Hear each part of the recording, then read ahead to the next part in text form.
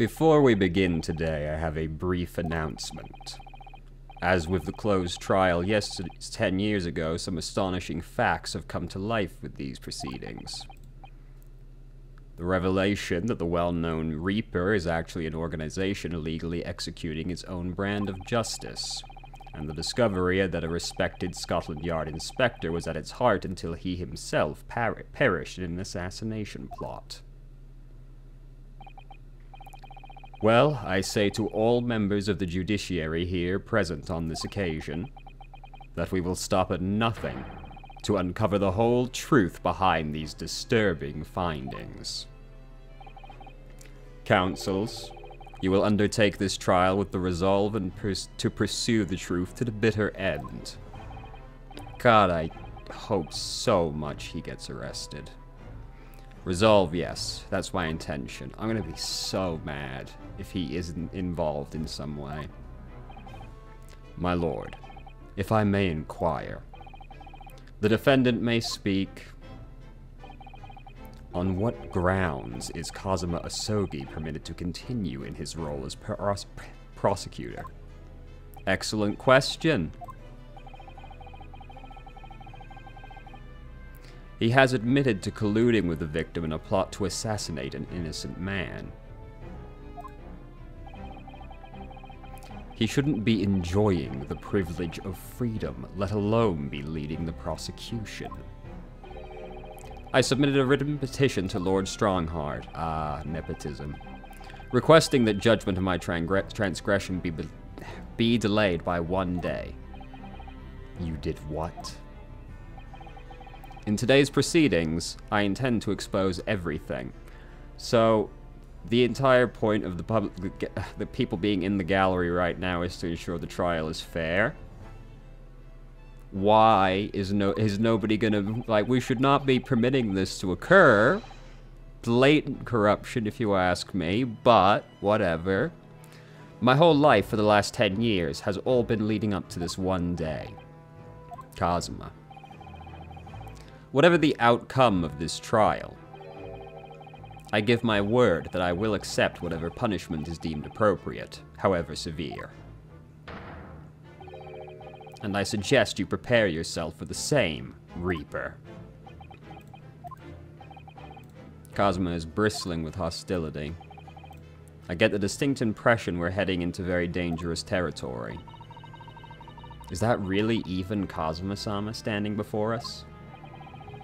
As an extreme exception to normal practices, I have granted this prosecutor's request. The defense finds this acceptable, I presume. The defense does not.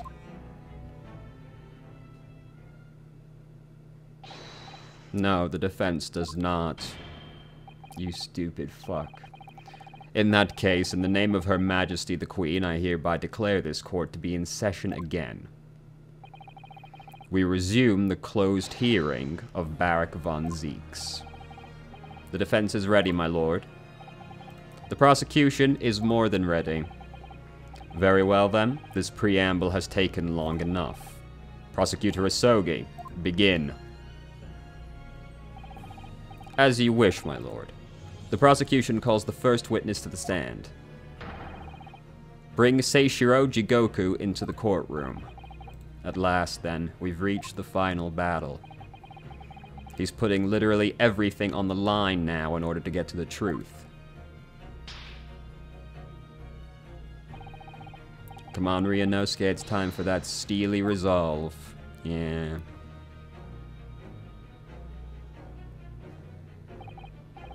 Witness, state your name and occupation for the court. So it was you who issued this, was it?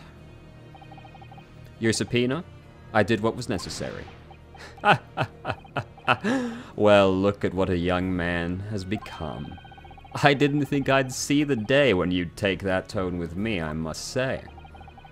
The witness will ensure his responses are pertinent to the questions asked. My name is Seishiro Jigoku, a Supreme Court judge from the Empire of Japan. 16 years ago, this man came to London as a visiting student. 6 years later, he returned to Japan. As well as presiding over the Supreme Court, he is also currently Japan's Minister of Foreign Affairs. I am, of course, fully aware of Mr. Jigoku and his preeminent roles. I invited him personally to the International Forensic Science Symposium as a representative of his country. I hear he also played a key role in the conclusion of the Anglo-Japanese Treaty of Friendship and Navigation. Ah, it was a great honor to be involved in the negotiations. I put my all into that treaty. Judge Jigoku, I must ask. Well, I never fancy the young murdering student turning up here of all places. You acquitted me yourself, and now I'm a practicing defense lawyer. Yes, and full of self-importance like your friend across the courtroom, I see. Jesus Christ. You came here to London by invitation to the International Forensic Science Symposium.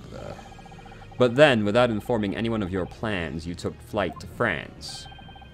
Took flight? I have to object to that turn of phrase. Planes haven't been invented yet. Then explain yourself. What exactly were the circumstances? Well, I was somewhat expecting this, and I'm sorry to say, I decline to comment.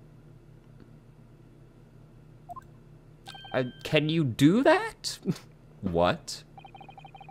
Leaving the country prematurely when I was an invited guest may be questionable etiquette, but my decision is unrelated to this case. I can't be bound to testify. Unrelated, you say?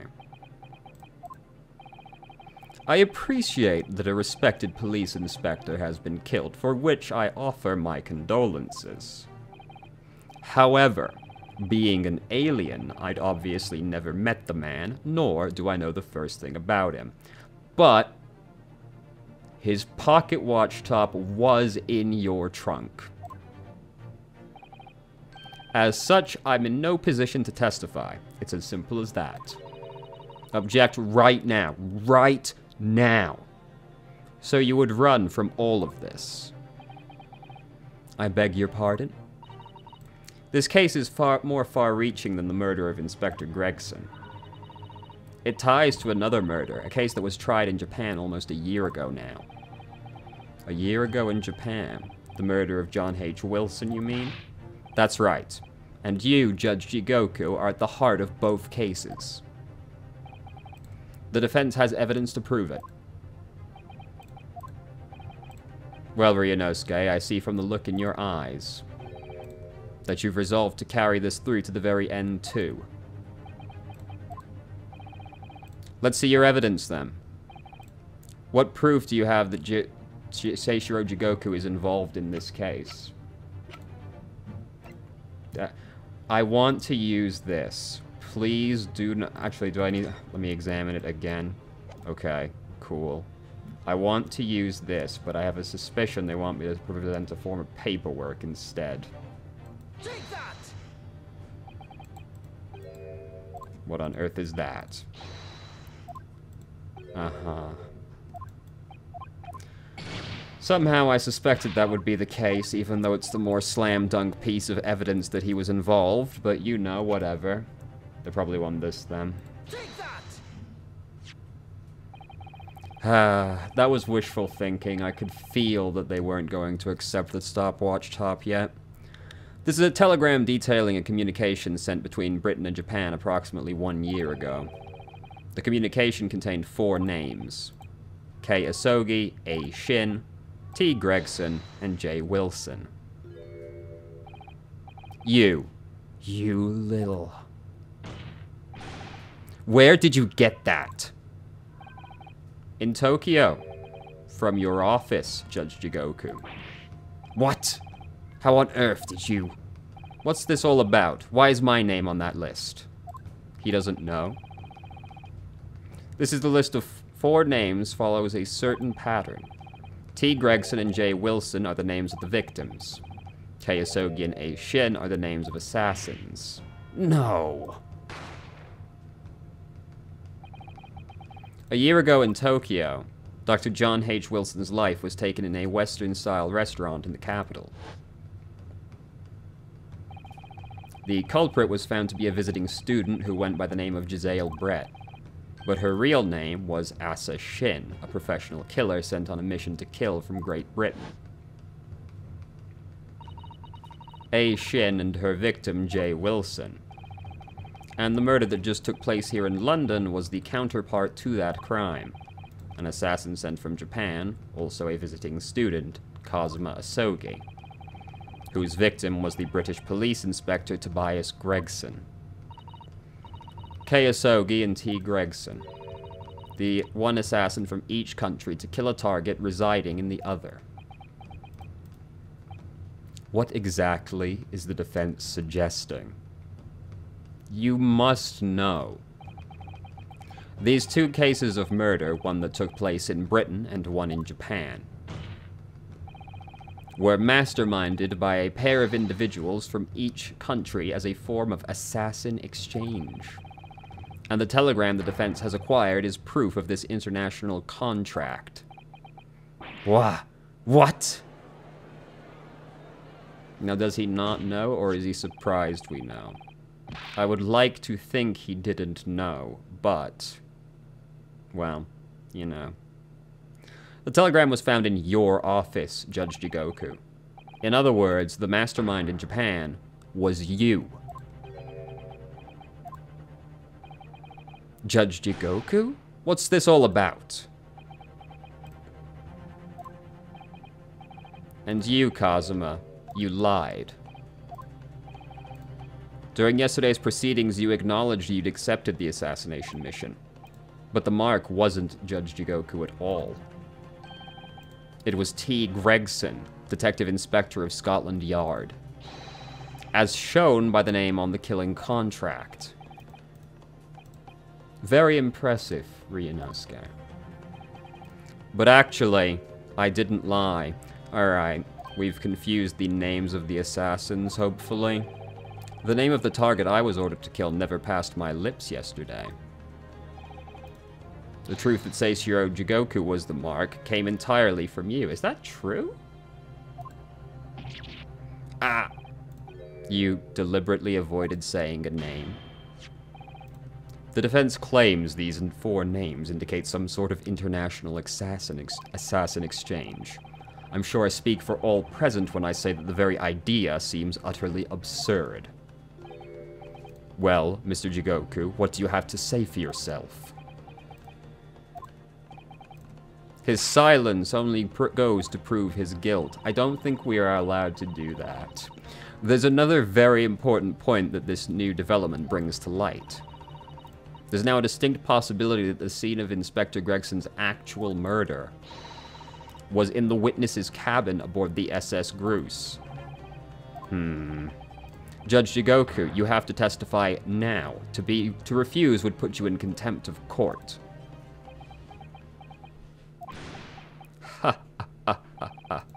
There's no need for quite such a vicious stare, young man. Very well, then. As a parting gift to you all, I'll tell you everything I know. It seems this Japanese gentleman has information that the court must hear about the alleged assassin exchange and the events of the night of October 31st. Present your formal testimony now. As you wish, my lord.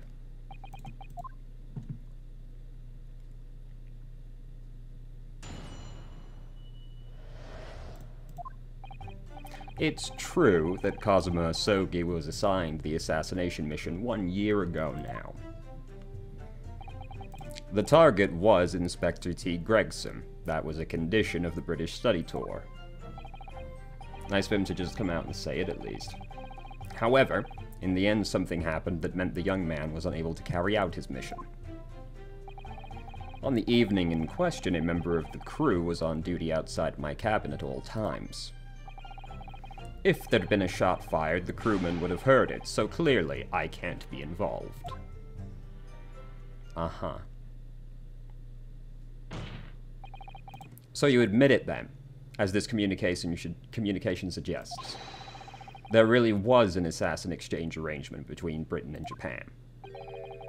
A political endeavor at the highest levels, not something I can discuss here. To use such a worthy practice as a foreign study exchange to coerce somebody to commit murder. It's the most appalling thing I've ever heard. Appalling? Well, it's easy to judge. Pardon? Asogi had a reason for taking his sword to that British inspector, you know. What? Which is why he accepted the mission in the first place. Isn't that right, Council? Kazuma-sama? Judge Jigoku, if you are the mastermind behind this operation in Japan, then tell the court the identity of your counterpart in Britain. There is a 0% chance he willingly does that. I'm not obliged to divulge that information. As I said yesterday, I've killed nobody. I freely admit that I accepted the mission, but on the night the plan was to be executed, I backed out. In short, this assassin exchange that the defense has identified is unrelated to the events of this case. The crucial point is this. Your police inspector can't have perished aboard that steamship in Dunkirk, because if he'd been shot in the cabin, it's inconceivable that a member of the crew wouldn't have heard it. That's right. Gregson was killed after returning to London in the room on Frenso Street. And then the perpetrator of the crime was the Reaper, Barak von Zeeks. The prosecution's assertions remain unchanged. To think that a seemingly innocent foreign exchange program was a facade for such Machiavellian dealings. Clearly, it's a plot only a government minister and high-ranking judge such as the witness could hope to execute. Well, I seem to recall that it was somebody on the British side who controlled everything. Be that as it may, it is not the place of this court to pursue this villainous assassination exchange. We are only concerned with the tangible events pertaining to the murder of Inspector Gregson. Is the defense clear on that point, Counsel? Yes, my lord. I'll keep that in mind. Right. So the hole in the wall didn't actually get, like, evidenced, did it? I don't remember. Nay. So, tragically... Alright, let's just press through it. Hold it! A year ago, when Kazuma was still in Japan, then. Correct. It was at the examination center for applicants for the study tour that I approached him. I'll never forget it. I remember exactly what you said. You just came out and asked me forthright if I'd consider traveling to Britain on an assassination mission. What a bold move. Surely not. I thought it was a joke at first, of course, but then... It was made clear to me that if I didn't accept, I wouldn't be considered for the study tour. So, you agreed to it, just for that? I mean, I know how much you wanted to study in England, but assassination? The Empire of Japan had accepted a proposal from the British Empire at the time, an agreement to send a student from each country to the others to deepen cultural understanding and friendship. But behind the scenes, the chosen students were to be given assassination missions. I had no choice but to accept the proposal that originated from my British counterpart. Why? Why didn't you expose the plot there and then? Probably because no deal would be made. Britain acknowledges no part in these alleged misbegotten dealings. I advise you not to make spurious allegations, Foreign Minister Jigoku. As a witness, I am bound to tell the truth, my lord. Anyway, I picked Asogi and explained the details of the plan. The target was Gregson. Why Cosima? Why did you pick him as the assassin? He was the most capable of all the applicants, and in addition, I knew his desire to travel to Britain was very strong. In fact, it was almost more than a desire. It was his whole purpose in life. Yes, as his best friend, I can attest to that. The way he threw himself into his studies, the way he pursued becoming qualified as a lawyer, it was all ultimately for that one single goal of being accepted on a study tour. And of course we know the reason behind that. He was determined to find out for himself the truth about his father. There's nothing I wouldn't have done to get here. But, be that agreeing to assume the role of an assassin, or betraying people's trust. Well, you certainly did a fine job of betraying mine, Asogi. But why was Inspector Gregson the target? I have no idea. Those were the orders from Britain. I was in no position to question them. You have no idea? Really? I find that hard to believe. Oh, do you? Judge Jigoku was once a visiting student in Britain, of course. Perhaps he has some connection with Inspector Gregson from that time. Yep. The defense really ought to catch up. Yep. With what? With the fact that the assassin exchange has absolutely nothing to do with the case under scrutiny. Yes, I've already admitted to recruiting Asogi. However, in the end, something happened that meant the young man was unable to carry his mission. I presume you're referring to the incident that occurred during Cosima's passage to Britain. The awful tragedy that took place on the steamship.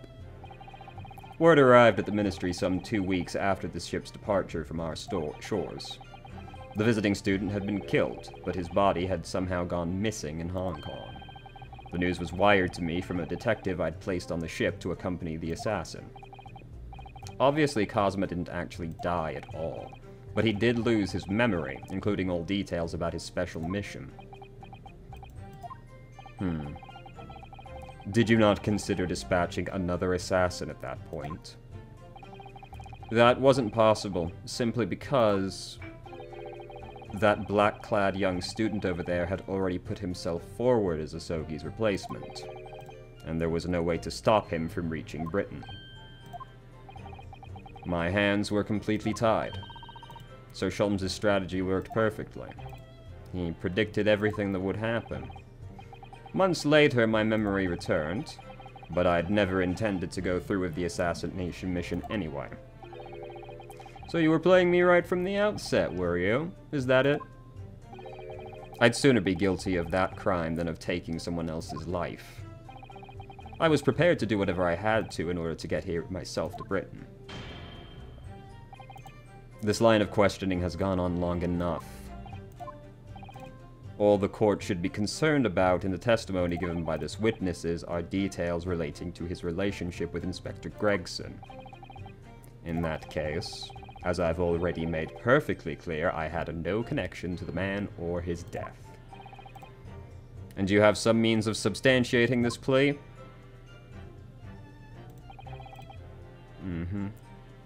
A member of the crew was outside.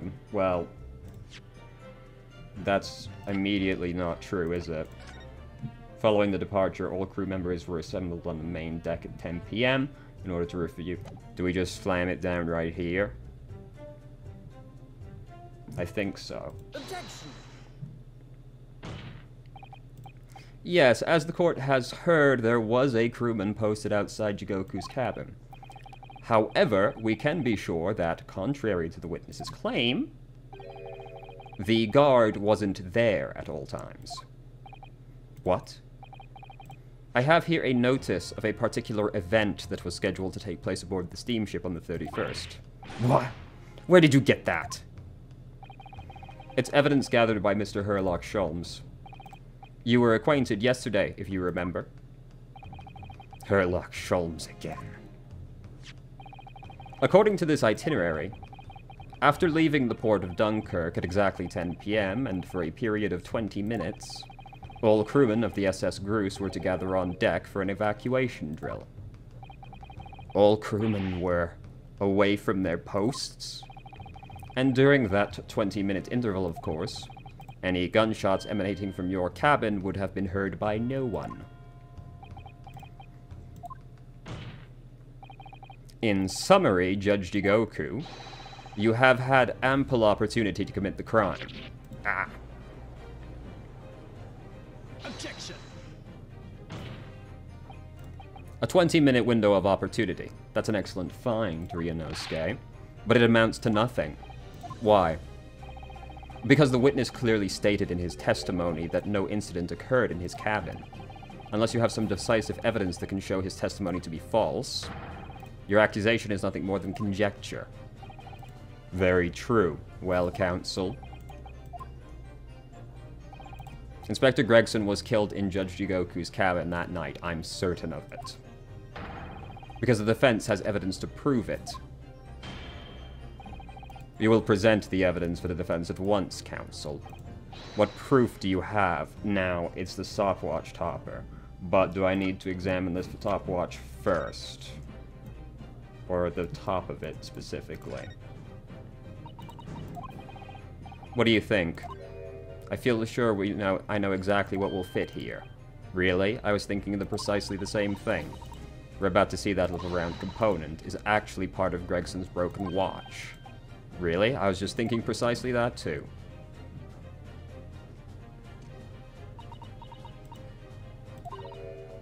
A perfect fit.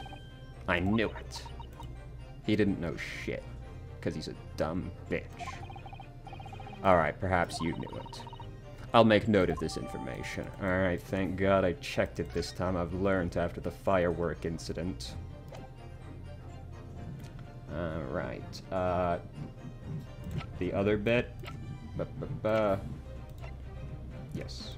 Take that! Judge Jigoku, this was found in your cabin yesterday. What is that? The crown of a pocket watch?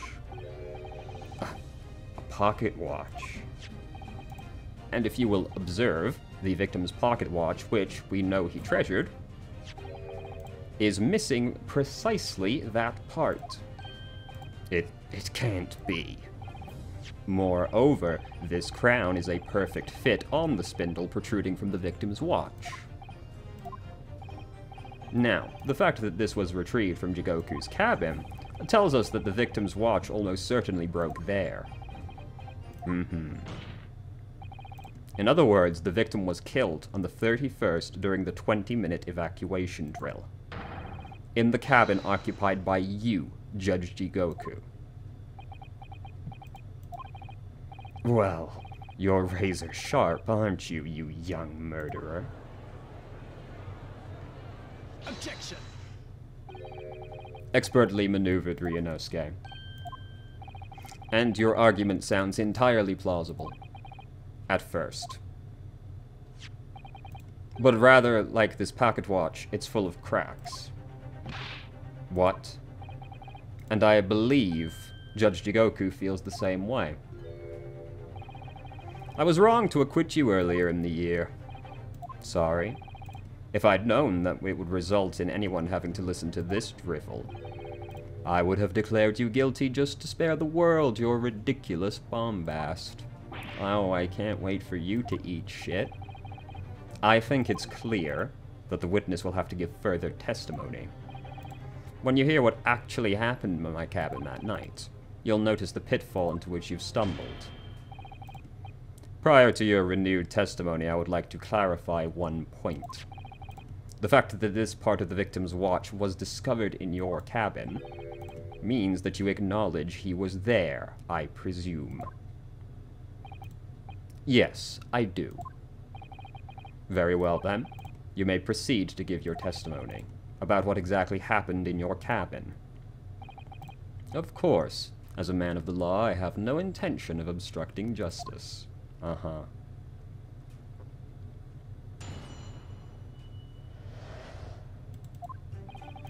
I had a guest waiting for me when I returned to my cabin after finishing my evening meal. When I walked through the door, a mustachioed Englishman was there, foolishly waving a gun at me. I soon took care of him with an impon throw.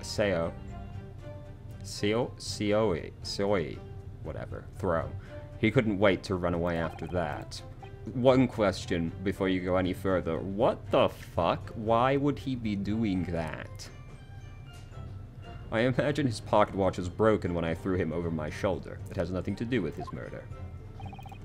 The inspector was clearly killed, having returned to Britain, because his body was found in London. Ippon Seo. A common jiu-jitsu martial arts technique in my country.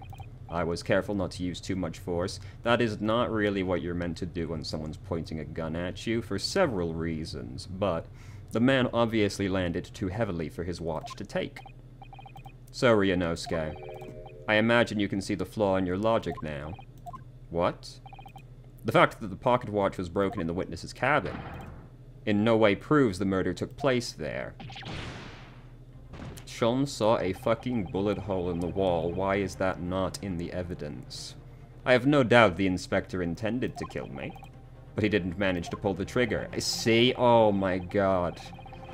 By his own admittance, he didn't pull the trigger there, so if we had that in the evidence, you know, the giant hole in the wall. But alas, because he was merely the tactician, not the Reaper's hand of death. Well, the testimony appears to make perfect sense as far as I can tell. Let me express my deep gratitude for your understanding, my lord. But if this testimony holds, Judge Jigoku will have deemed to have no involvement. Well, counsel, I see no reason for wasting precious court time here. I'm sure you don't. Sorry, my lord, the defense has a right to cross-examine, and I don't intend to squander that. You're an awful embarrassment to your countrymen, not knowing when you're beaten. In that case, proceed, Mr. Naruhodo.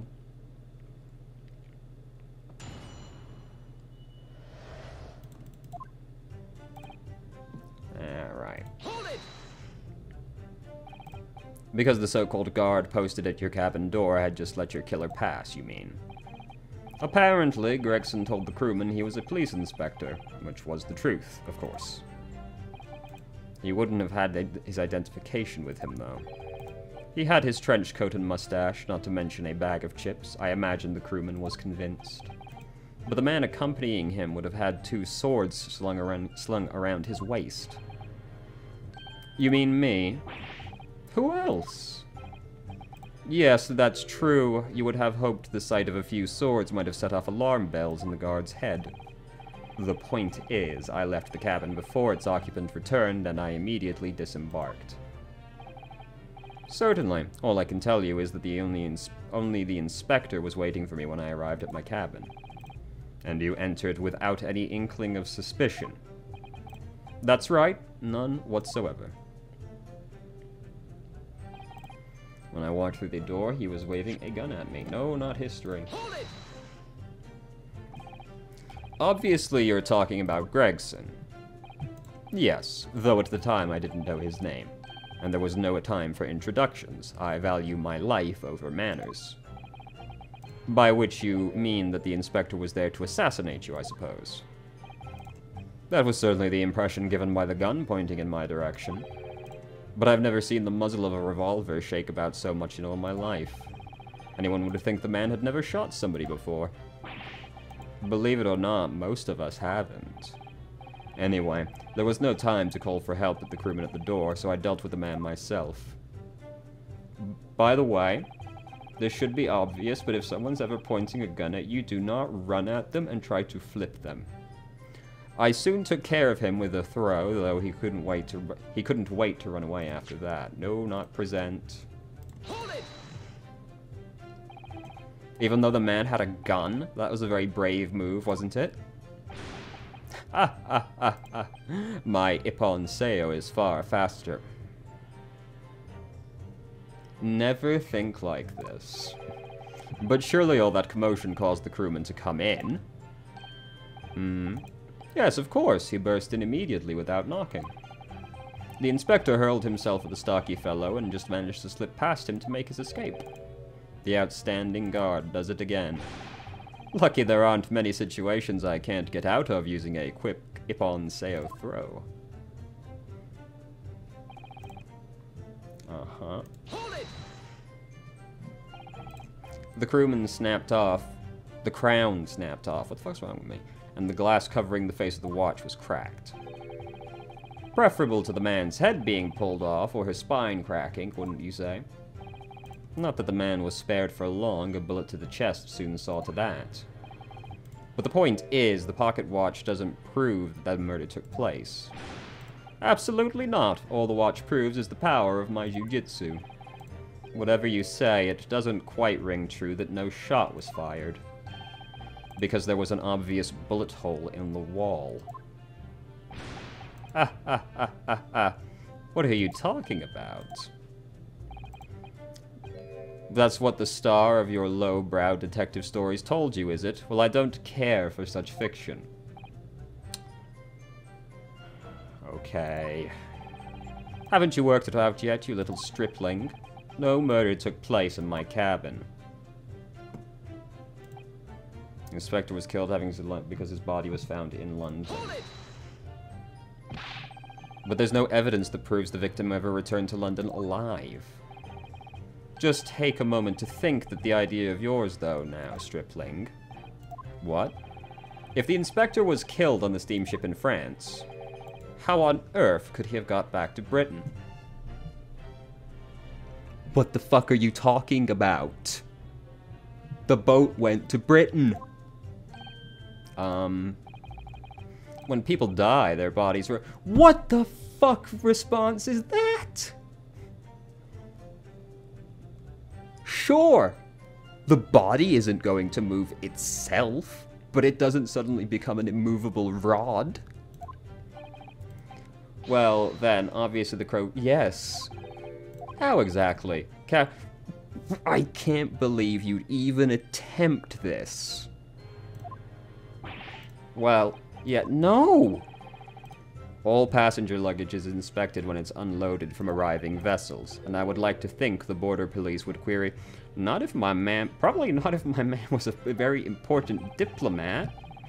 If the murder had taken place aboard the ship, you would imagine the body would have been disposed of at sea. Not if you wanted to frame somebody. There would be no sense in risking being, unless you wanted to frame somebody. Let's kill that idea. But perhaps not, Susato. We've heard that the first-class passengers were under constant scrutiny by the crewmen posted to guard them, which would mean that the culprit had no opportunity to dispose of the body in the sea. Yes, that's true. Saying that's probably about to bite us, because they'll probably say, well, then it's even more unlikely the person would have killed them on the boat, because there'd be no way to dump the body. So transporting the body to Britain may have been the only viable alternative. Dear me, you really are new to this, aren't you? I thought I'd been perfectly clear, but it seems I'm going to have to explain it in words you can understand. I think I ought to alter my testimony, with your consent. I have no objection. State your amended testimony. There's no possible way I could have transported the victim's corpse back to Britain. Do I present the photo of him with the giant trunk now? Or do I press for... We'll press first, just in case. There's an idea. Think about it, stripling. All passengers and crew disembarked at the same time and passed the same checks at the border. The symposium guests were then driven straight to the hotel in carriages organized by the ministry. And we met you as soon as you arrived, whereupon he had this giant trunk. A trunk that's like almost as tall as him, in fact. Well then, remind me, did I have a corpse over my shoulder? No, because he was in the trunk. No. So we're in agreement then? No, we aren't. Unless, of course, they've developed some yes. It's called luggage. Funny you should say that. Professor Harebrain's invention didn't actually work, if you remember. Yes, of course. The defense has become unusually quiet, I notice. Yes, because there's nothing more to say. Alright, get me out of here. It's got to be present the photo right there.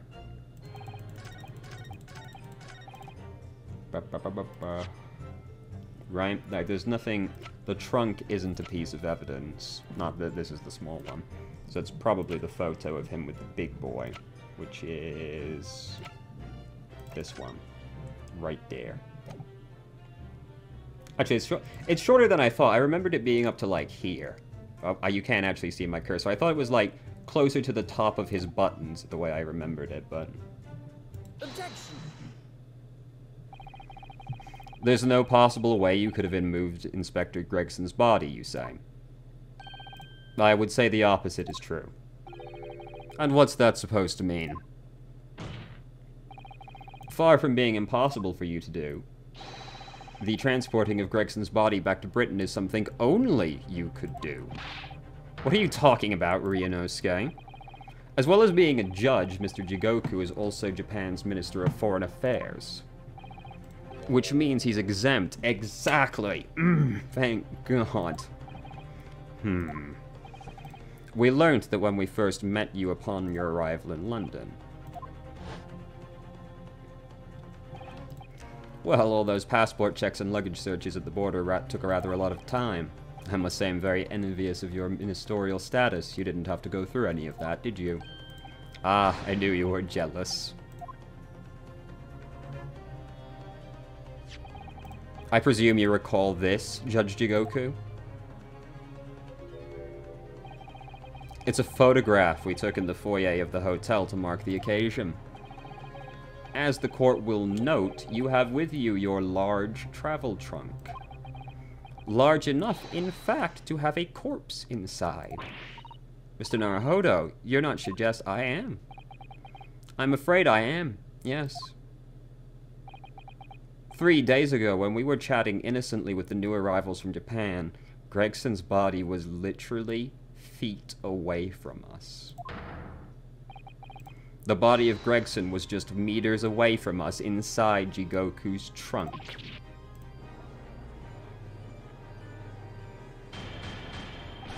Order! Order in court. I'm skeptical, counsel, that a grown man's body could fit inside even the large... Well, conveniently, we had an example. It could. Because I happen to know the witness himself, a man of considerable size, fits inside. And verifying that would be extremely simple, wouldn't it, Judge Jigoku? But inside his trunk? How horrifying. And after we'd spoken with you at the Great Waterloo Hotel, you had the opportunity to visit the apparent scene on Frenso Street, taking your trunk with you in a cab to deposit the inspector's body. I don't have to listen to this nonsense. Dr. Gori, the coroner who examined the body, has confirmed the possibility. She's acknowledged there are signs that steps may have been taken to disguise the true time of death. The onset of the body's decomposition would have been delayed by storing it in a refrigerator. Counsel, as I remember explaining yesterday, refrigerators of the requisite size are few and far between. A steamship has to have one. Yes, I'm sure they are, but one place they're certainly found is on large ocean liners. Such ships are equipped with electrically refrigerated cold rooms to keep food fresh, and the SS Grus is no exception. Professor Mikatoga told me about it only yesterday. Well, Judge Jigoku? However much you prolong this debate, you can't eliminate the truth. All the evidence points to you being the killer.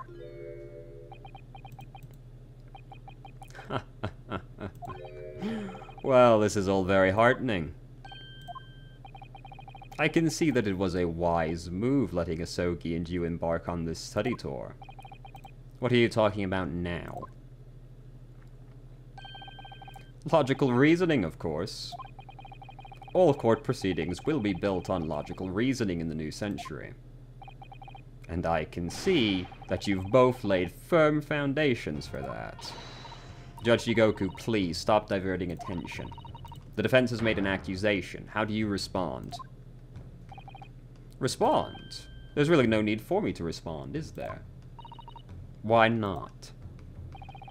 Because before you can even begin to answer the question of when the victim was killed, you must first establish one key fact. Where was the victim killed? It's quite logical. The actual scene of the crime. The prosecution's stance is unaltered. The killing took place on Frenso Street when the gunshot was heard. As the accused, Baron von Zieks shot the victim at point-blank range. Since no tangible evidence exists to disprove the prosecution's claim at this time, the defense's deductions amount... There's literally a hole in the wall. You can surely telegram somebody to check the cabin to verify this. I'm afraid that's how logical reasoning the British are... That's how the logical reasoning the British are known for really works, young stripling. The victim was shot in that little room on Frenso Street and died instantly. I'm afraid it's the prosecution's claim that's the only fairy tale. How can you say that? Quite simply, because that claim directly contradicts a certain piece of evidence. Very tantalizing, counsel. I think you had better explain yourself. The prosecution claims Gregson died instantly when he was shot on the scene at Frenso Street. But this evidence contradicts that claim. Which piece of evidence?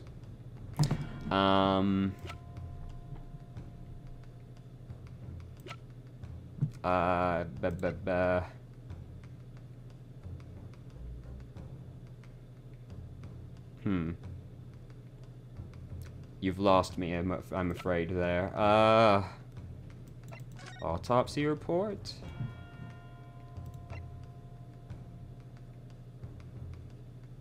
No.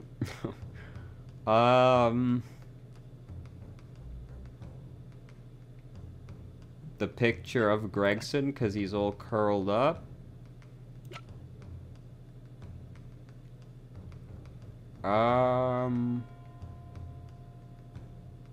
Fuck. I did just think of something, but this might be a little more obtuse than the game would recognize. It occurs to me that there's blood on the trunk. That doesn't necessarily prove that where Gregson died, but there should be a sudden stop on the blood pool, right? Because the blood would flow out and there would be a clear line in the ground where this was placed. So if we look at the photo, this blood does not have a clear stop on it, which I would expect to see, because logically, if the trunk was like here, right, then there would be a line that went straight across it. Do you think the game would recognize that? And if so, which do I present, the photo or the box? I will start with the photo. I think this is sound reasoning. Take that! I am a genius. A photograph of the victim in the very location you claim he wasn't killed. Yes, but the point is the posture of the body. We're going with my initial gut that it was curled up, I see. If Inspector Gregson had been shot there in that room, it's out of the question that his body would have been curled up in a ball. I'm sorry to disappoint you, but your logic is flawed. He could easily have adopted the fetal position due to the pain which he subsequently proved fatal. Died instantly is written in the autopsy report. I really didn't think he'd go for it this way, to be honest, because we could have presented this like fucking 4 hours ago at this point. I'm sorry to disappoint you, Jigoku, but it's your logic that's flawed. What? According to this autopsy report, the victim died instantly. He would have felt no pain, much less been able to draw himself into that positioning. I said this at the very start of the case, and we're only getting there now. Which begs the question of why the victim's body is curled up. Though the answer should be abundantly clear. You're suggesting. The inspector's body took that posture ahead of its arrival. before it was coldly turned out on the floor from the inside of a large trunk. No. You're quite right. The shape of the body. It looks exactly as if he'd been kept in a confined space. Judge Jigoku, present your trunk for examination. I believe it's very possible that it will contain traces of the victim's blood. Ah. Present my trunk. I refuse. What? On what grounds? I'm the Minister of Foreign Affairs from the Empire of Japan. I shouldn't have to put up with this treatment just because of some stripling's baseless accusations. We have established a possibility. In other words, Jigoku, there is blood in your trunk. We can't do that. We're not allowed to take a non-answer as confirmation. I decline to answer that. At this moment, you're not a government minister. You are a witness in a trial in Britain's highest court. I don't care who you are or what your status outside this courtroom might be. You will not withhold information. Good job growing a spine for once. Nothing is more important than the truth.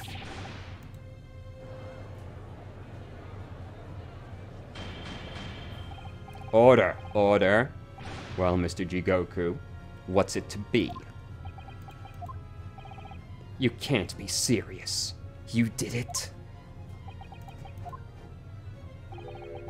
Have you no shame at all, Kazuma Asogi? What? Very well. I admit it.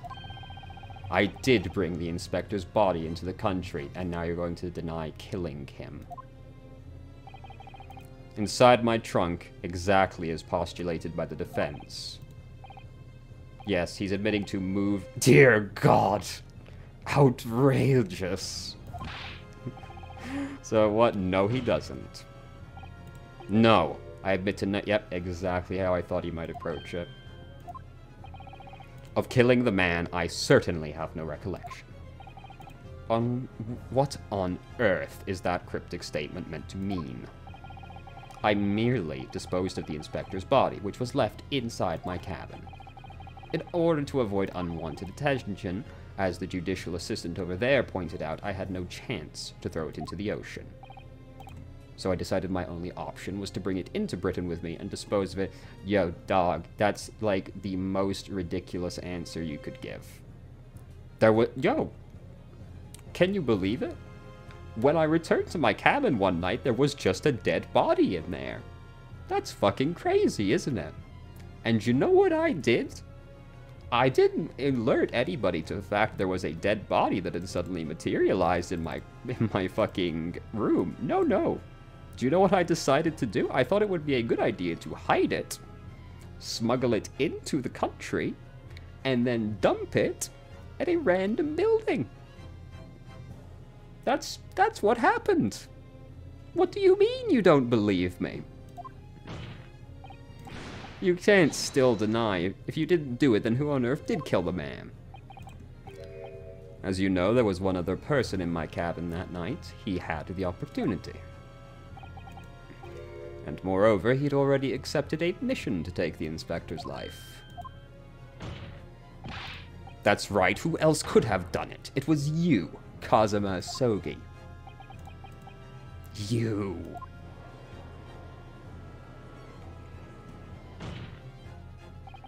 I never thought you'd stoop to this, Seishiro Jigoku.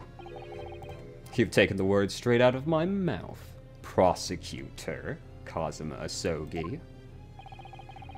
You thought by leaving the body in my cabin you could pin the crime on me, did you? Well, the prosecution counsel has already admitted to visiting the witness's cabin on the night in question. Yes, on an assassination mission, no less. You wouldn't. So, what do you make of that, young stripling? You've heard my testimony now, and that's all I have to say on the matter. I'll admit to nothing more. I don't believe this. Counsel for the defense. What is your position? The court awaits your response to the witness's assertion. The assertion that on the night in question the victim's assailant was Kazuma Asogi. This is the dead end this isn't the dead end it seems to be. The answer is right in front of me. It comes down to Jigoku or Kazuma. Both of them had the opportunity to kill Gregson, but only one of them did it. And I'm just a step away from proving who. Very well. The defense is ready to respond to the assertion put forward. The idea that the murder victim could have been committed by Prosecutor Asogi is... well, I don't like how these two are phrased. I don't think that it's Kazuma. But I would admit it's possible it was Kazuma. Before I answer, how would I prove it's not Kazuma? We would need evidence that places Kazuma somewhere else. What do we have that can do that? Or, well, not necessarily, or we have something else that proves Jigoku killed him. The problem is that there's currently a piece of Kazuma's sword stuck into Inspector Gregson's case, which seems as if it would be hard to disprove. Maybe it's the evacuation drill? Because what he's saying is that Kazuma needed to put the body into Jigoku's room while he wasn't there. Which means that he would have had to kill Gregson, move him into the room before the guard came back. Which is unlikely, it feels. You know? Take that! I'm a genius. This itinerary for crew members of the SS Grus, my lord. This is conclusive proof. An itinerary? How does that prove anything? Judge Jigoku, the moment you acknowledged that you found the victim's body in your cabin, this itinerary suddenly became much more significant. What? Why? On the night in question, as always, a crewman sentry was on guard outside your cabin door. As long as he was there, nobody could have fired a shot inside the cabin. Absolutely, because it's inconceivable the guard wouldn't have heard it and come to investigate. So that tells us that the crime must have taken place when the guard was elsewhere. And that narrows it down to the 20 minutes just after 10 o'clock as indicated by the itinerary. Yes, I see no flaw in your reasoning so far. But the crucial point is this. When the evacuation drill took place, the steamship had already put to sea from the port of Dunkirk. Ah. Now, clearly the murder could have only been committed by somebody who was aboard the vessel at that time. But Prosecutor Asogi stated in yesterday's proceedings, I didn't come to Britain to take anyone's life, so I left Gregson and disembarked the ship. I spent that night... Ah, yes, he even signed something, didn't he? Which I'm sure the court will agree is conclusive proof that Kazuma Asogi couldn't possibly have carried out the killing. I got to the right place, but by the wrong reasoning.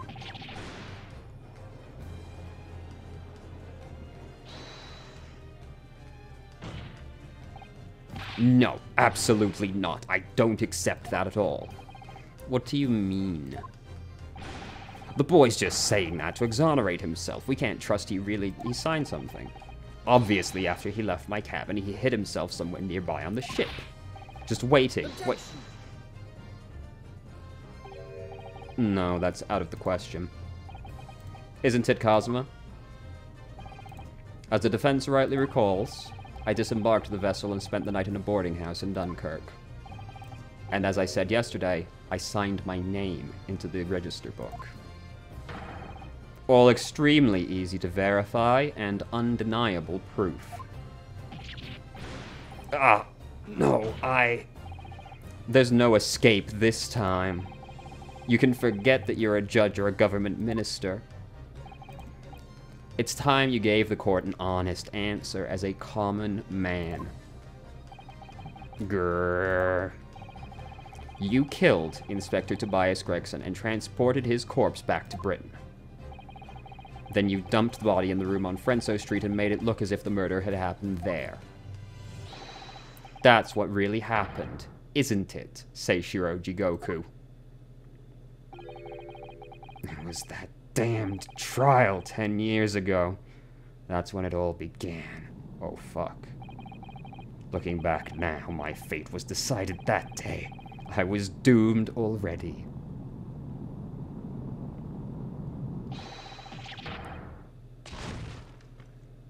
Yep. Oh. Oh.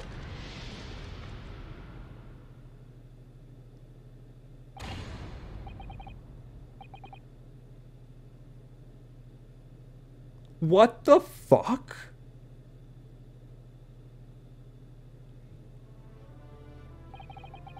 He turned off the gravity. A British assassin to eliminate a professor in Japan. A Japanese assassin to eliminate a detective in Britain. Both assassins will use diplomatic immunity to evade conviction and return safely to their homelands. The assassin exchange request arrived from Britain about 1 year ago. Though it was hardly a request, it was a demand. And for that, you decided to recruit Asogi. But things didn't go according to plan. Your chosen assassin never made it to Japan. And you found yourself unable to dispatch a replacement, because I was already on my way to Britain at that time. And that left me with only one option for carrying out my obligation. To eliminate the mark myself, personally. Of course, there was but a single opportunity for me to do that. The International Forensic Science Symposium, I presume. That's right. I decided it would be safest to carry out the plan before my arrival. So I enlisted the help of my British counterpart. And made arrangements for a pretext that would take the inspector to Dunkirk. To lure the man in, he was given a sham mission by the Reaper. What? The Reaper? But there's only one person who could have done that. The mastermind of this operation, the Reaper himself. So that means the assassin exchange was all planned by the Reaper? I'm not at liberty to say anything about my British counterpart. Anyway, the inspector accepted the Reaper's mission and dutifully infiltrated my cabin on the steamship. But it was all a trap designed to lead him to France, and his own death. Oh, how awful. It was past 9 o'clock when I returned to my cabin from the dining hall. I didn't give him time to attack me. I choked him until he lost consciousness. But there was a guard just outside the door, so I left it at that for the time being. Even the slightest noise might have aroused suspicion, so I bided my time. For the 20 minutes after 10 o'clock. I had intended to finish him by strangulation, but moments before I had the chance, he suddenly came round and went for me in a reckless move.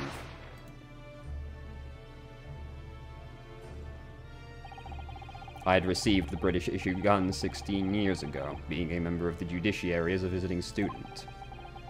I never imagined I'd have to use it for something like that. So the revolver belongs to you, does it? Then the victim was killed inside your cabin on the Grouse, which begs the question of why you arranged for his body to be discovered in Frenso Street. The young judicial assistant over there has already answered that question. There was no way I could take the body up on deck to throw it over the side. That's precisely where all the crewmen were gathered for the evacuation drill. So before the first-class cabin sentries returned, I took the corpse to the refrigeration room. And no one saw it.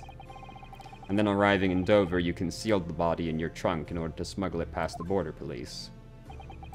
I knew I needed to take steps if the police were to be convinced the body was found in London. In that case, you must have known. You must have initiated intimate details of Inspector Gregson's intended schedule. Yes, my British counterpart sent me everything I needed to know. The inspector was due at Frenso Street at 5 o'clock, in order to meet a man by the name of Huge Bone, from whom he would take his police identification. I decided the man would be the perfect person to set up as the culprit. So I took a hackney carriage over there with the body still in my trunk. That must have been just after we took this photograph. Ow, that was fucking bright. Yes, I wasn't expecting a welcoming committee. I was more than a little nervous. On Frenso Street, I spotted a young girl selling little firecrackers. Miss Venus, of course. I conceived of the candle trick there and then. So I donned a simple disguise and approached the girl to buy enough firecrackers to replicate a gunshot. What sort of disguise? For some reason, the inspector had a bright red hairpiece in his traveling case, so I put that on, although I suspect I drew more attention to myself. So, you're telling me nobody noticed that the man with red hair was the man that entered the building, had red hair, and 12 black beards. No one noticed that. No one. And that he was approximately 15 feet tall. Alright. The hairpiece was found at the scene. The inspector had it ready for the Red-Headed League. I only arrived at the room at around 5:15, so I quickly placed the body on the floor, moved to the notice board, and set up my little candle trick. I arranged it so the firecrackers would go off with a bang around 15 minutes later. So that Mr. Boone, who was due to arrive at 5, would walk straight into a trap. Except, at the last moment, I made a careless blunder. What was that? I imagine it was the bag of fish and chips. Ah. I didn't notice that it had fallen out of his overcoat pocket when I moved the body to the refrigeration room. I put it back into his pocket the following morning, but... well, it seems the warmth of the heated cabin had accelerated the decay. Anyway, that's everything. All the sordid details of what I did.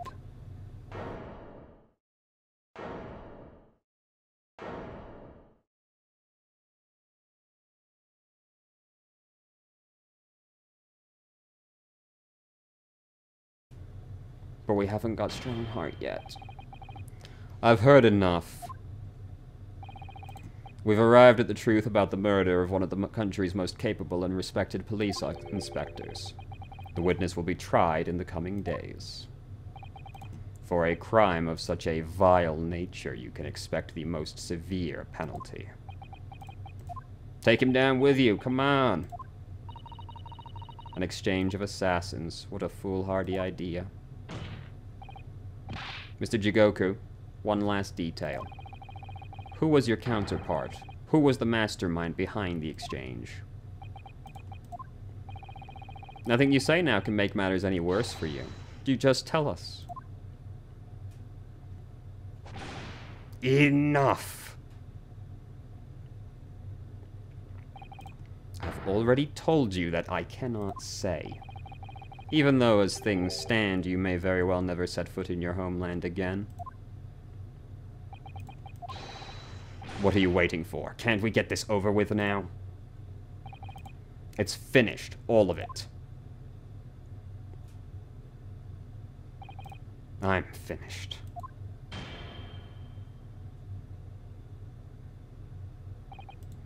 Then, in the name of Her Majesty the Queen, I pronounce the findings of this court.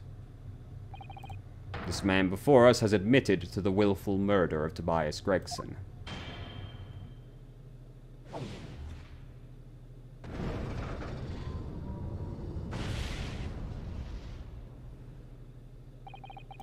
Seishiro Jigoku, it is the opinion of this court that you should be found.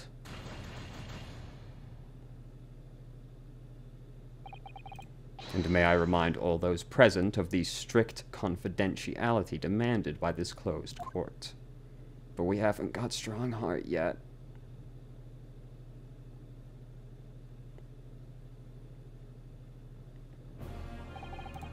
Moments ago, Mr. Jigoku signed a written confession, admitting to the murder of Tobias Gregson and the subsequent conveyance of the body.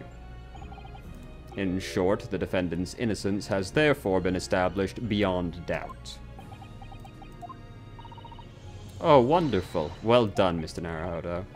Yes, thank you. Is something wrong? I'm just a little troubled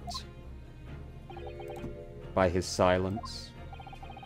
The true identity of the Reaper of the Bailey and this extraordinary exchange. We do remain in the dark about these mysteries. However, insofar as the indictment brought before the defendant in this trial, we have reached a conclusion. I have every intention of pursuing both mysteries as a prosecutor. As you wish. Now for the formal adjudication. I hereby declare the...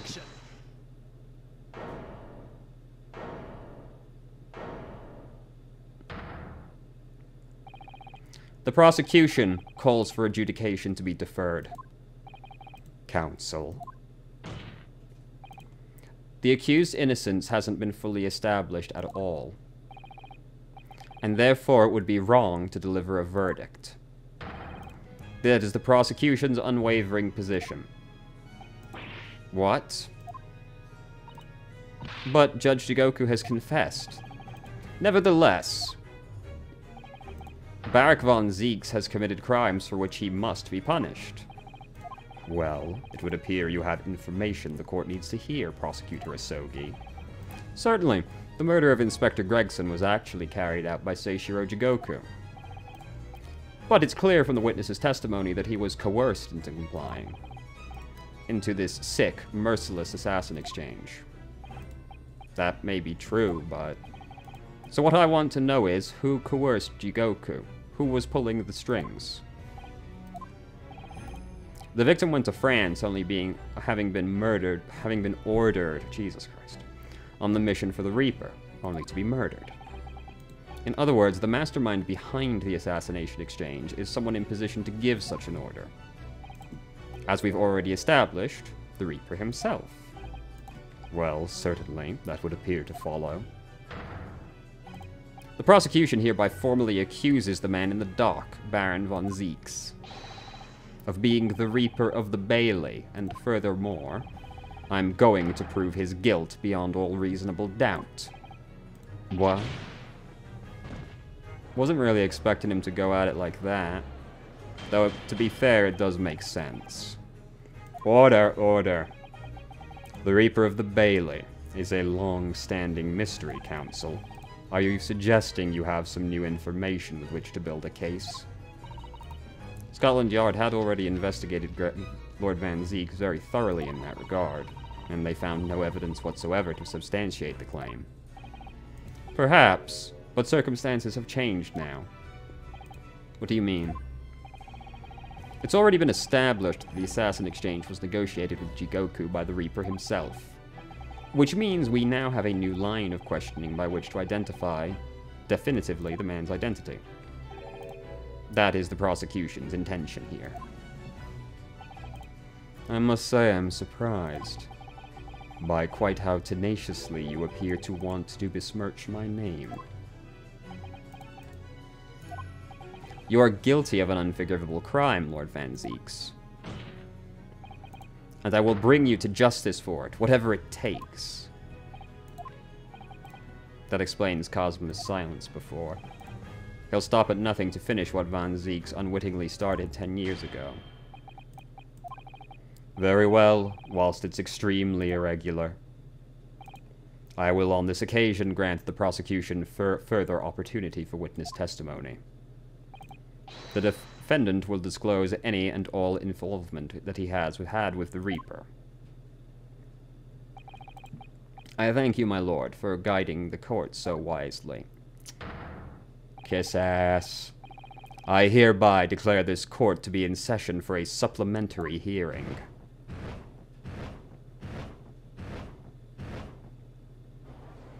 You are about to regret this in a few minutes.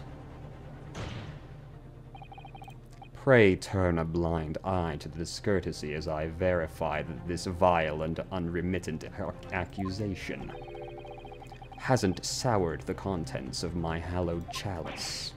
Van Zeeks? I first had to suffer the pseudonym of the Reaper 10 years ago now, and ever since that time I've endured the weight of implied guilt that's gone with it. So I welcome the chance to testify now, and crush those allegations once and for all. Good. Then let justice decide, Lord Van Zeeks.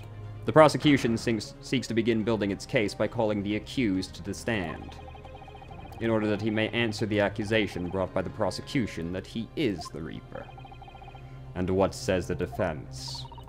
Putting the defendant in the witness stand can be extremely dangerous, and Kazuma-san is so emotional at the moment, he's not thinking logically.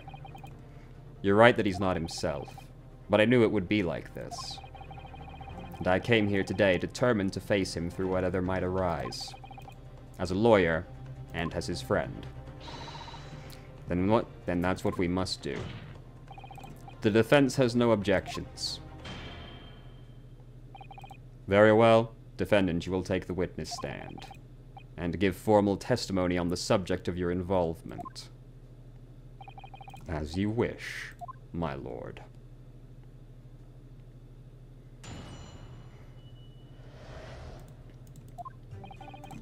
I've never taken the life of another, nor have I instructed another to kill. I've been investigating the truth behind the Reaper for years, and I was aware of Gregson's involvement. That's the reason why I went to Frenso Street that day, and how I came to discover the body. The point is, no common thread exists between myself, Gregson, and Dr. Wilson. Clearly, therefore, there's no reason to suspect me of being behind the assassin exchange. I have to cross-examine this? So you deny all accusations? Both that you are the Reaper of the Bailey, and that you masterminded the exchange. I acknowledge that the public at large believes me to be the Reaper. However, that's fallacy, which I alone am in a position to forswear. Naturally, the prosecution believes the testimony just given by the accused to be untrue. What happened to innocent until proven guilty? Yes. Let me ask you, why are you here? What really brings you to this courtroom? Must we pontificate on this right fucking now? A desire to uncover the truth. Even if the truth proves your client to be guilty. From all my experience in this courtroom, I've come to realize something. The truth can't be hidden. Sooner or later, it will come out. So it's always my intention to work with my client in pursuit of the truth. I want you to remember what you just said. Enough dilatory chatter. Counsel for the defense, proceed. Ah, yes, my lord. I know exactly what you're thinking, Kazuma. I know you're just waiting to point it out. The contradiction you've convinced lies somewhere within this man's testimony. I'm guessing we're gonna press down on these, and then Kazuma's gonna interject, and we'll have to disprove what he says. Because it would be weird to disprove what Zeeks is saying. Hold it! So you're not what the public refers to as the infamous Reaper. Exactly. Don't imagine for a moment the court will be satisfied with a one-word answer on this. I find it unreasonable that you're actually demanding this, given you've presented no evidence that he is, in fact, the Reaper, other than... well, people think he is. I realize that. It's, you know, it's just like... ah, yes, the defense has to fucking bend over backwards to disprove even the most minute of arbitrary details. But the prosecution's allowed to just go like, but you're full of shit. And people are okay with that. If you're intending to comment on every sentence, this could take a while, Kazuma. Didn't you find it disturbing, though, That one by one, defendants who had been acquitted after your unsuccessful prosecution were killed. Let me answer that question by posing another. If, one by one, defendants who had been acquitted after your successful defense were killed, would you find that disturbing? Disturbing? I couldn't possibly say how that would make me feel. Exactly. Well, that told me. But even though I'm not the Reaper, that doesn't mean I ignored all the hearsay. I've been investigating the truth behind it. You say for years. How long exactly?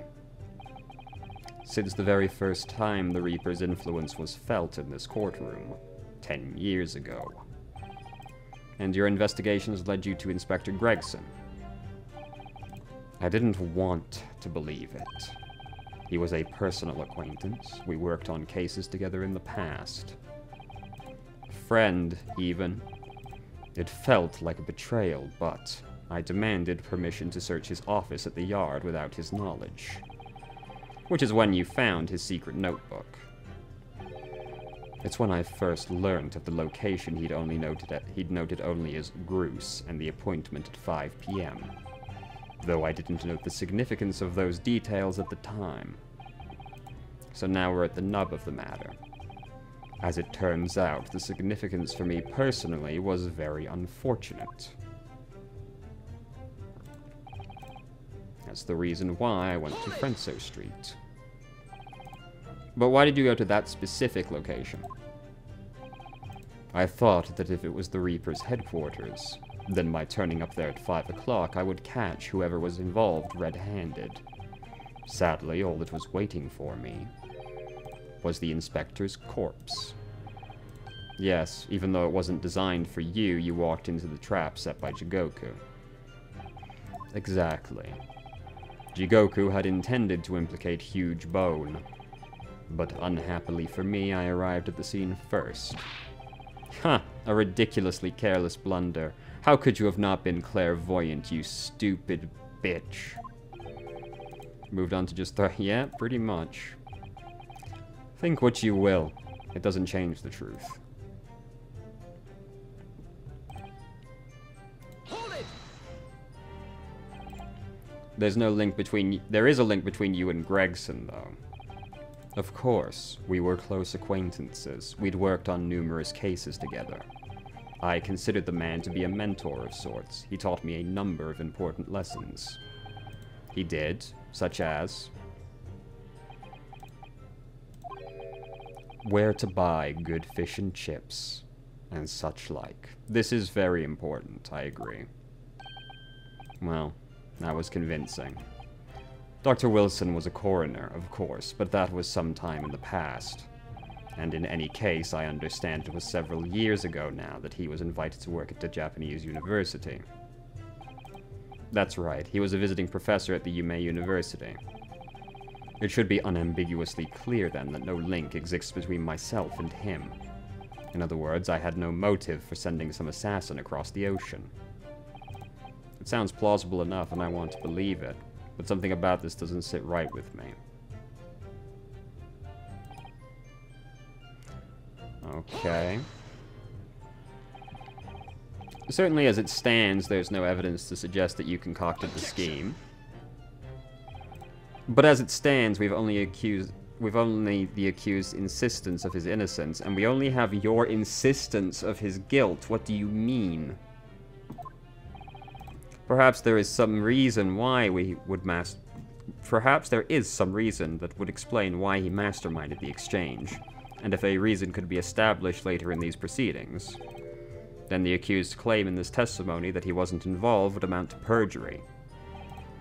Well, yes, that's true, but clearly Kazuma-sama intends to identify a reason and use it to make his case. So if we don't identify something first, he'll gain the advantage. That's a bold strategy, to accuse Van Zieks of something so Kazuma can't accuse him of something. The rare double accusation safety net. A convincing testimony, with no apparent connection. So trying to... What a bleak expression. I agree, there doesn't appear to be any particular link between them. With the inclusion of one other person. I must be overthinking it, surely. Another person? I'll review my notes. That Van Zieks has something to hide after all. What's the link?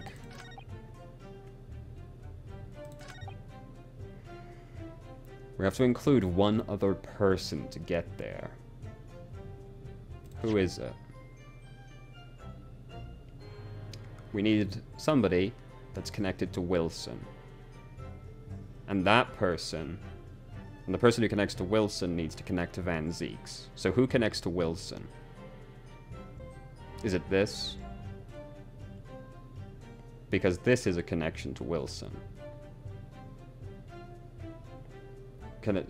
We have to include another person to get Van Zieks to connect to Wilson. So the only real choice seems as if we would need to connect him to Gregson. And this connects Gregson to Wilson. Or do we go by Clint's autopsy report? Because this was, of course, signed by Wilson. Though the notes itself were not taken by Wilson.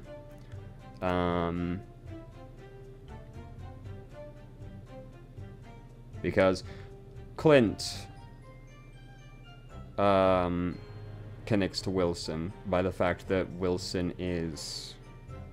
or was the one that signed the documents. I don't think it's this. I think it's this. Objection.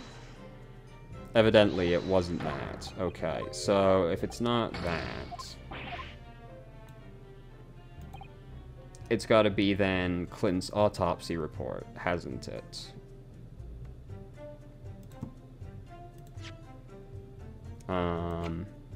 Because what else is there that really connects them? Right?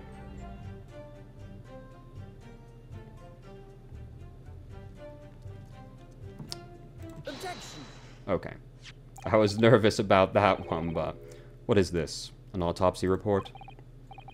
Wait, this is 10 years old. From the autopsy of Clint Van Zieks. What? My brother's autopsy report? I'm pleased to see that the defense hasn't intended to run from the undeniable truth. This isn't much of a link, is it? Order in the court. What reason do you have for presenting a 10-year-old autopsy here? The autopsy report of the professor's final victim, is an indelible link between Inspector Gregson, Dr. Wilson, and the defendant. Not that accursed name again. The Professor. I've personally searched all the court records relating to that case. I know that at the time, autopsy was considered sacrilege to the victim's souls. And for a member of the aristocracy like Lord Clint Van Zieks, it was unthinkable. But someone implored the powers to be that allowed the autopsy to go ahead, Gregson. He declared that he was certain he would obtain conclusive proof. And it was Dr. Wilson who conducted the autopsy. His signature is clearly visible on the document. As promised by Gregson, the autopsy did indeed produce evidence. Even evidence that conclusively proved Genshin Asogi was guilty of the murders. How the fuck is Kazuma about to swing this as being proof that he would have reason to kill Wilson? Because he signed the autopsy report? He literally just signed it. We found out the notes were taken by Mikatoba. And this autopsy gave him the evidence he needed to convict somebody. In my brother's dying moments, he mustered all his remaining strength to leave that vital clue behind. Alright. This is gonna be the ring. Right. That's coming out of nowhere. This isn't me that noticed this, by the way. Credit to my girlfriend, who pointed out that Genshin was wearing the same ring in the flashback that he was protecting Zeke's. He was wearing the same ring that Daily Vigil was wearing. I didn't notice that. But after I looked back, it was in fact true. Both of them wore a little band on their left ring finger that had a red gem in it. Indeed, that was the key to indicting the professor for his crimes and the conclusive evidence that convicted him. It enabled Lord Van Zieks here to avenge his brother's senseless death, with a marvelous victory in court. A marvelous victory, was it? I wonder if that's really true. What? Could the same be said if it turned out the key piece of evidence in question was fabricated? If the inspector, the coroner, and the prosecutor all colluded together to cast an innocent Japanese man as a mass murderer and send him to his death, that's outrageous. And now, 10 years later, for some reason, the secret has been threatened and needs protecting. Which is why the inspector and the coroner had to be silenced, isn't it? By someone in power in Japan and in Britain, using the two killers recruited for the exchange. I just realized they rebuilt that fast. Order! Order at once. 10 years ago, my father was convicted in this very courtroom as a mass murderer, to be sentenced to death. But it was all a sham, and I swore to myself I'd prove it. Which is why I had to come to Britain, whatever the cost.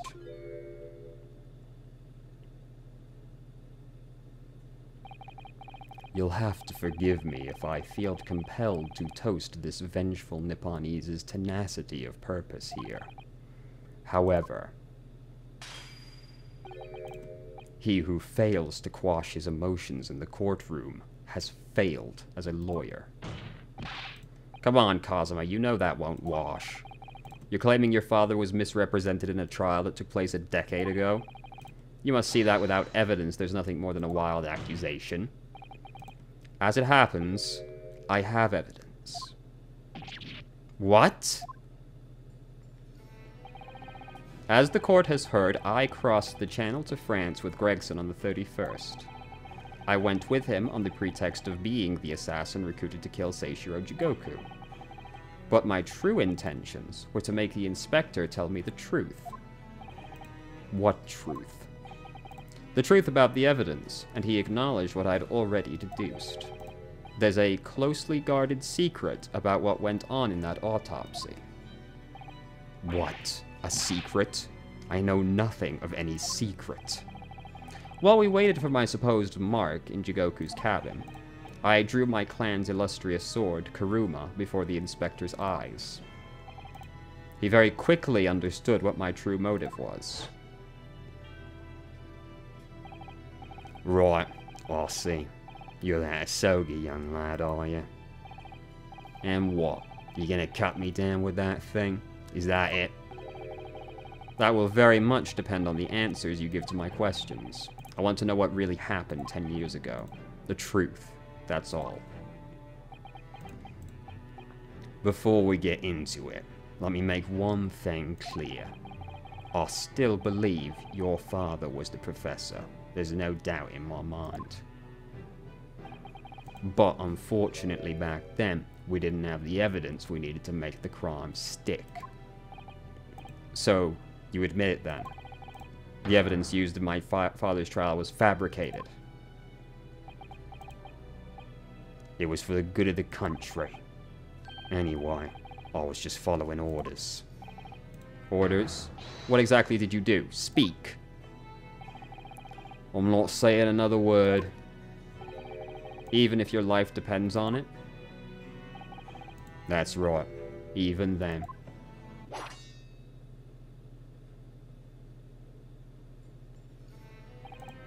So that's when the tip of the sword broke. Oh, Kazuma-sama. If the results of Clint Van Zieks' autopsy were fabricated, I would like to point out you have presented no actual evidence. This is just your word. Do you have anything else? If no, I will be extremely annoyed that people will entertain it. Then the investigating officer, Gregson, and the lead coroner, Wilson, must have known. And they can only have been ordered to pervert the course of justice in that way by one man. The man leading the case for the prosecution, Barak von Zieks. In other words, the defendant did have cause to organize. He has presented no evidence that this is the case. He has simply said that someone told him that there is a secret. Even then, I'm not overly persuaded by it, but also, come on. Exactly, and as we established earlier, it has to have been the Reaper himself who liaised, what the fuck, with Jigoku in Japan. Ah. So it follows the Reaper's true identity. That's how we're gonna get him. I just realized how we're gonna get him. If we go by the logic that it could have only been the prosecutor that was responsible for forging the evidence, or leading the plan to forge the evidence, Von Zieks wasn't the original prosecutor on the case. It was Strongheart. Von Zieks persuaded Strongheart to let him prosecute the case. So it follows the Reaper's true identity can only be that of the man who stands accused in this courtroom. No. No, I've seen it already. I already see the path. Let me accuse someone right now. Kazuma Sogi. What? What you've just told the court, are you absolutely certain of your facts? Did Gregson really fabricate evidence for that trial? I heard it with my own ears, his shameful admission. Which is apparently hard evidence now, but not when we do it. In that case, I know the name of the Reaper. What? What? Lord Von Zieks? I gave no such orders, I know that for certain.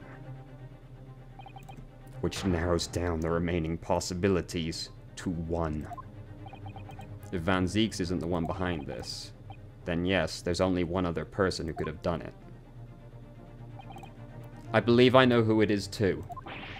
You? I just had a feeling this name was going to come up. The true identity of the Reaper is... Male Strongheart. Take that! The only person who could have arranged the assassination exchange and manipulated the autopsy report is the Lord Chief Justice himself.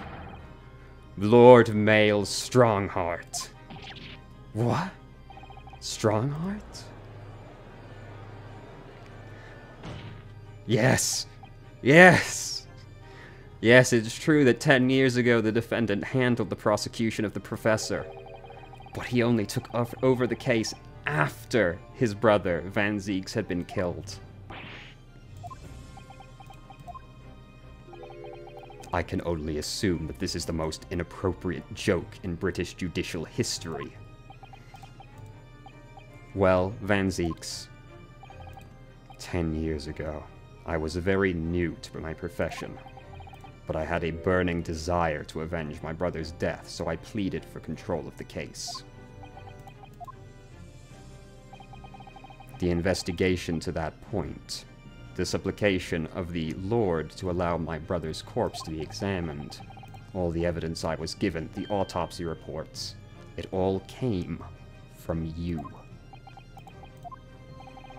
I've spent my life since then believing I was in your debt for the way you stood aside and let me handle the trial. But I see now. I was very much mistaken. It was a hugely influential force that caused the inspector and the coroner to break the law. And that same force was still felt a decade later on the other side of the world by Seishiro Jigoku. Lord Strongheart, everything falls into place when we recognize that you are the Reaper of the Bailey.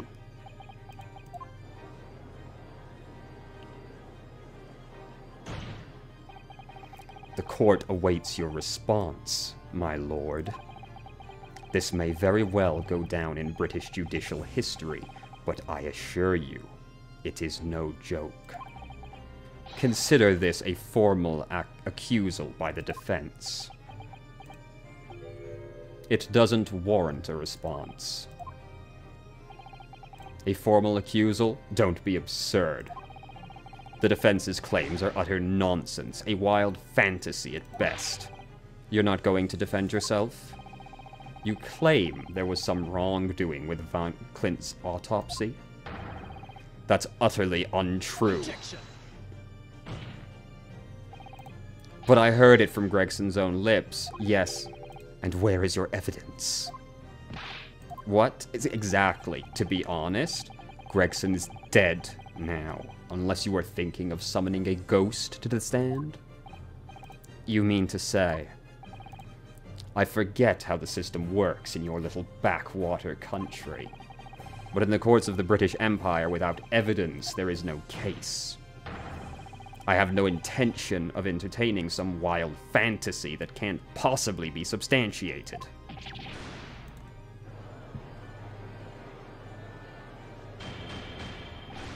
Order! Following Inspector Gregson's murder, and in light of Dr. Wilson's death as well, there's really no one left who could testify about the events of 10 years ago, is there? So that was the real purpose of the assassin exchange. This court has no business raking over the coals of a case that was concluded a decade ago. The accusal brought by the prosecution and the defense is categorically denied. I take it there are no objections. Kazuma. He's more or less waited his whole life for this moment. Is there nothing else we can do now? Is there no other avenue? And that's not true. If only there was someone who could testify about Clint's autopsy. He's gone to extraordinary lengths to cover his tracks. Even so far as dispatching an assassin all the way to Japan. And Dr. Scythe won't say anything. But there's still one ray of hope. Objection.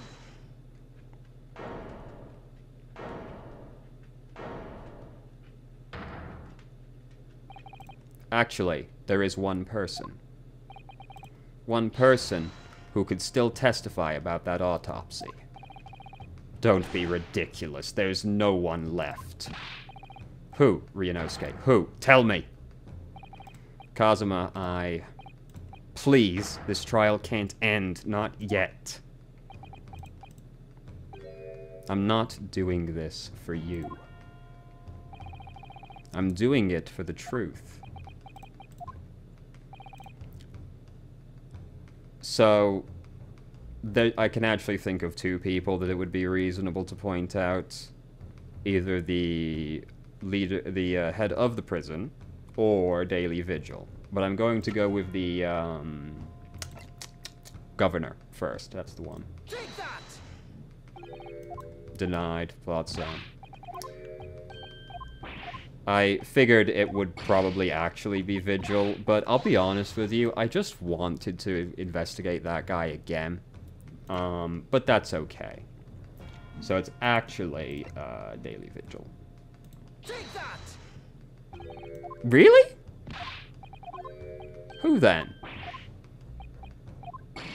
Mikatoba?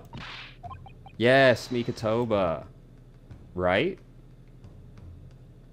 I'm starting to brute force this one, but I was really expecting it to be one of those two, so I've been taken somewhat aback. Those are the only person left involved with the autopsy is Mikatoba. Because we know the notes were taken by him. But man, it's really not the governor or, what's his face? Daily Vigil. And the only other person left is Maria, but She would have been 9 at the time. I doubt she has much of insight to say about it. Take that!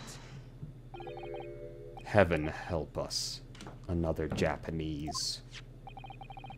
An expert in forensic medicine, my lord, Professor Yujin Mikotoba, 16 years ago. He came to London with Seishiro Jigoku and Genshin Asogi. And what could his testimony possibly tell us? Professor Mikotoba was the primary assistant during the autopsy. He was also the person who actually penned the report. Incorrect. The autopsy was carried out by the coroner, Dr. Wilson. The report carries his signature. It was the primary assistant's duty to keep a written record of the coroner's work during the procedure. In actual fact, the coroner merely read over the report at the end and signed it. In other words, Professor Mikotoba witnessed the entire autopsy. To be fair, this does make more sense than the two I went for. The defense demands Professor Mikotoba be summoned as a witness. Whatever really happened in that autopsy laboratory 10 years ago is something only he can tell us. The defense's demand is denied. Oh, I bet it is. But Professor Mikotoba is in London at this very moment. We could summon him to the stand in minutes. No, of course he's not going to agree to it. Strongheart has no intention of summoning anyone he knows. He's too concerned about protecting himself. Prosecutor Asogi, let me refresh your memory, as you seem to have forgotten the prosecution's stance.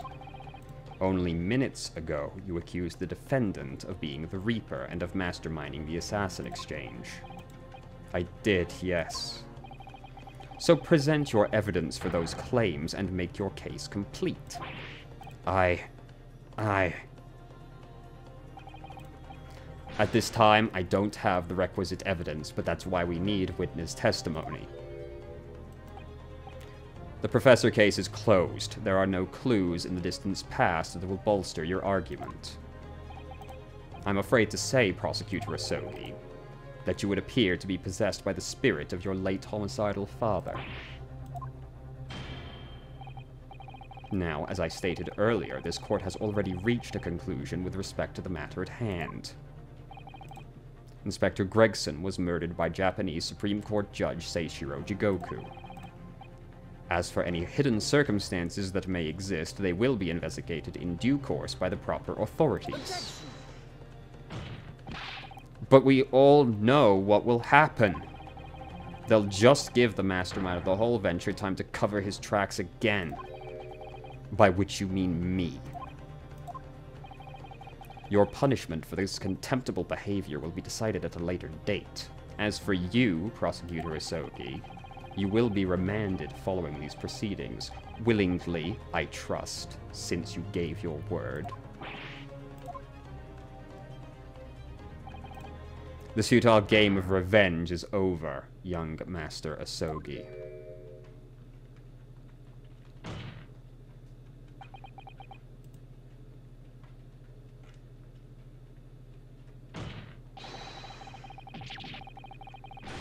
Oh my god.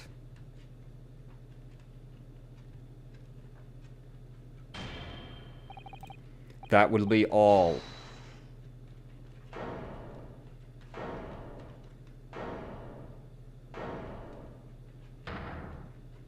He's here to save the day. Mr. Sholmes? This is no place for amateur detection, Mr. Sholmes. May I remind you that these proceedings are closed to the public. You will leave the courtroom at once. Objection. Mr. Sholmes was instrumental in the apprehension of Seishiro Jigoku before he fled from Europe. The court should hear what he has to say. Lord Mayo Strongheart, it's imperative that you refrain from bringing this trial to an end at this stage. Is it really? And why would that be? You need only recall your own words from the opening of the trial to answer that question, if I may.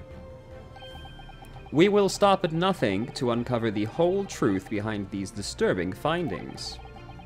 Surely it can't be that the shock of being accused of the Reaper yourself has erased that from your memory, can it?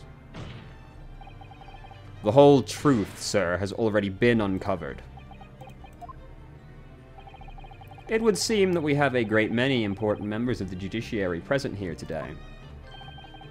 I put it to you, my dear fellows, should the trial end at this juncture?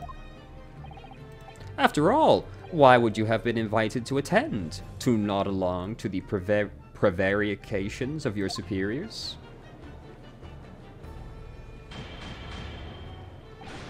Order, order in court. It seems to me that we stand before a door that leads to a new era of legal practices, a door that is ajar. Let us emerge from the shadow of the Reaper's decade-long ascendancy.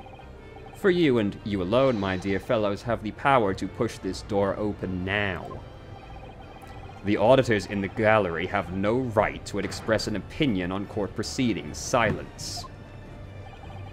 He is right. The judge is absolute authority here.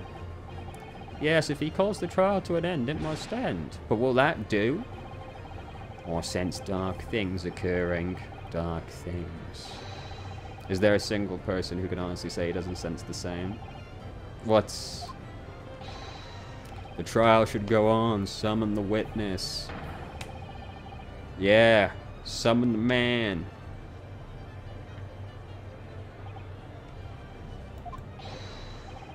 My lord, you assured those present you would uncover the whole truth. Vindicate yourself of this outlandish accusation. The truth, the whole truth, and nothing but the truth. A toast to my dependable colleagues in the gallery.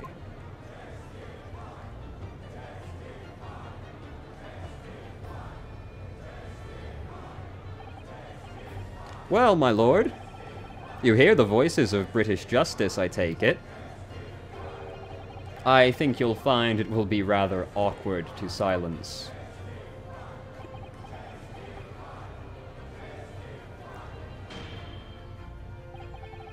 The court will recess briefly. I have no intention of shrinking from these allegations. Bailiff, arrange for the subpoena. As soon as the gentleman arrives, we will reconvene. Great job, Sholmes. A recess won't be necessary, my lord. Pardon?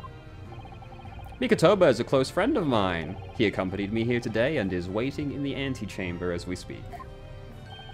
I do believe he's been enjoying a little trip down memory lane, in fact. What? Mikotoba is here in the courthouse? Mr. Sholmes, you didn't know this would happen, did you? My dear fellow, no one is in a better position to answer that question than you, surely. I wasn't just asking for the fun of it. Well, I must thank you for your assistance in this matter, Mr. Sholmes. However, you are of no further use here. Kindly leave the courtroom at once. But of course, in truth, I find myself rather busy as a result of these developments. Mr. Naruhodo? Yes? I trust you have Iris's lucky charm with you. Absolutely. It's still in my pocket. She sends her regards and a reminder. If you find yourself at a dead end, the ears are at your disposal. Just one tug, if you please. Oh, of course. In that case, the trial will continue without delay. Bailiff, show the witness to the stand. Let's eat his fucking ass. So it's Lord Strongheart. He's the Reaper of the Bailey. Where exactly is this trial going to take me? Just how deep am I about to be plunged into the black? Shut the fuck up. Well, I'm ready. I'm ready to head into the heart of this maelstrom and confront whatever horrors it tries to drown me under.